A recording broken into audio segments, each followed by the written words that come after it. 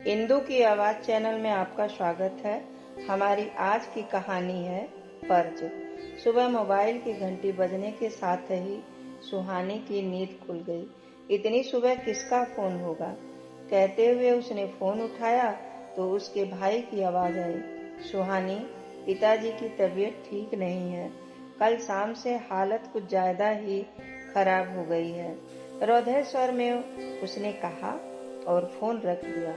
रमेश वर्मा जी अपनी जिंदगी के आखिरी दिन गुजारते हुए बिस्तर पर पड़े थे। अंतिम समय में उनकी पूरी जिंदगी जैसे उनकी आंखों के आगे घूम रही थी। घर की गरीबी को देखते हुए कम उम्र में ही उन्होंने नौकरी करनी शुरू कर दी थी और फिर अपने कमाए थोड़े से पैसे लेकर एक छोटा सा व्यापार शुरू किया।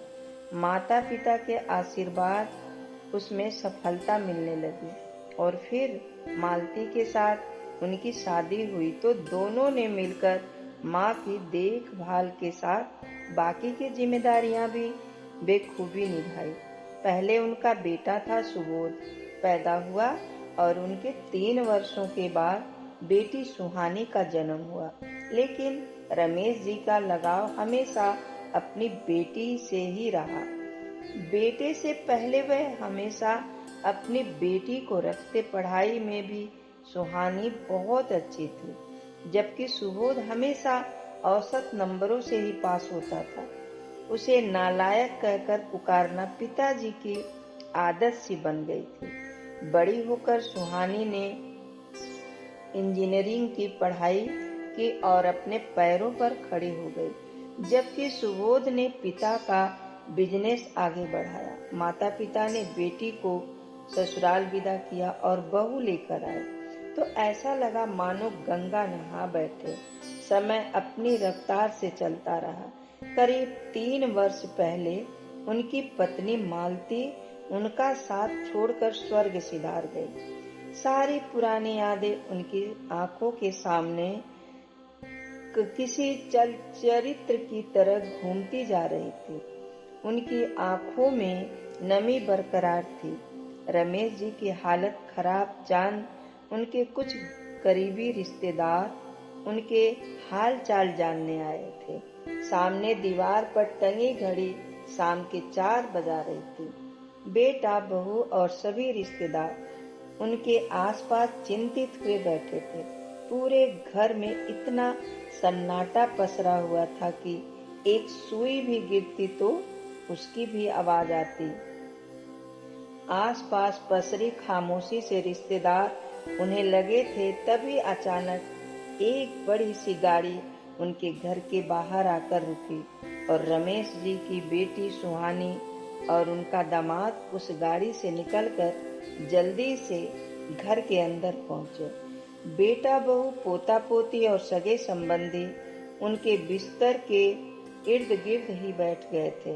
सुहानी और उसके पिता के आने के साथ ही कमरे में अचानक चहल पहल शुरू हो गई।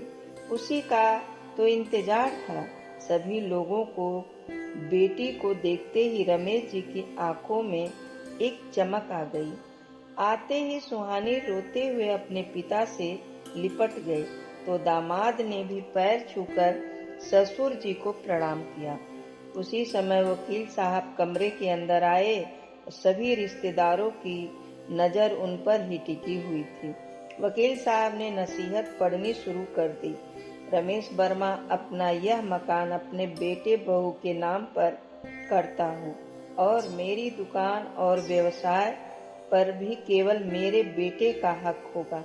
मेरे बैंक का अकाउंट में जितनी भी मेरी संपत्ति है उसका आधा हिस्सा मेरे बेटे बहू का होगा। उसमें से 1/4 हिस्सा मेरे पोता पोती का और 1/4 हिस्सा मैं अपनी बेटी सुहानी को देता हूँ। वसीयत का यह बंटवारा सुनते ही जैसे आसपास खड़े सभी लोग को एक अचंभा सा लगा कि रमेश जी जैसे आधुनिक विचारों वाले व्यक्ति जो अपनी बेटी से इतना अधिक प्रेम करते थे, उन्होंने आज अपनी बेटी को बिल्कुल पराया ही कर दिया। सुहानी तो अभी तक सदमे में थी। बड़ी मुश्किल से खुद को संभालते हुए भरे गले से बोली, पापा, आपने तो मुझे बिल्कुल नजरअंदाज ही कर दिया। अपने नालायक बेटे को आपने सब कुछ दे दिया और मेरे बारे में बिल्कुल नहीं सोचा। मैंने हमेशा इस समाज में आपका सिर ऊंचा किया और आपने मुझे ही पराया कर दिया। आप शायद भूल रहे हैं पापा, हमारा कानून बेटा और बेटी को माँ बाप की संपत्ति में एक समान अधिकार देता है। इस हिसाब से तो आपने मेरे साथ अन्याय किया है।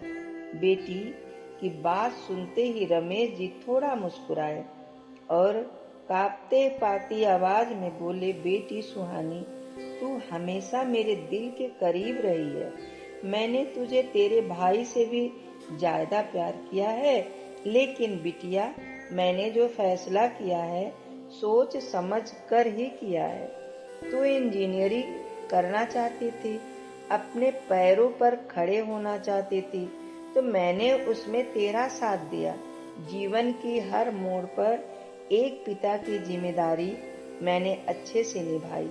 तेरी पसंद के लड़के से तेरी शादी करवाई और उसे अपने दिल से अपनाया। अपना हर कर्तव्य हम लोगों ने बेखूबी निभाने की कोशिश की है।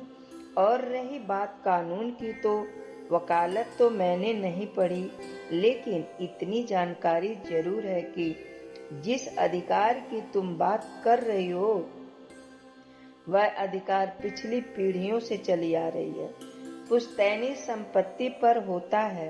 और यह बात तो तुम्हें भी मालूम ही है कि जिस गरीबी में हमारे पुरखों ने जीवन जिया है, उनके पास कोई संपत्ति थी ही नहीं।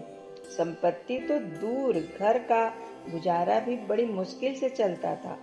आज मेरी संपत्ति बांटने का हक सिर्फ मेरा है। और संपत्ति के इस बंटवारे के पीछे एक बहुत बड़ा कारण है। बेटी, जब तक तेरी माँ जिंदा थी, तेरे भाई ने हम दोनों की खूब सेवा की। 3 वर्ष हो गए तुम्हारी माँ को गुजरे हुए, लेकिन तेरे भाई भाभी ने कभी मुझे किसी चीज की कमी नहीं आने दी थी। जरूरत से ज्यादा ख्याल रखा। 1 वर्ष से मैं बिस्तर पर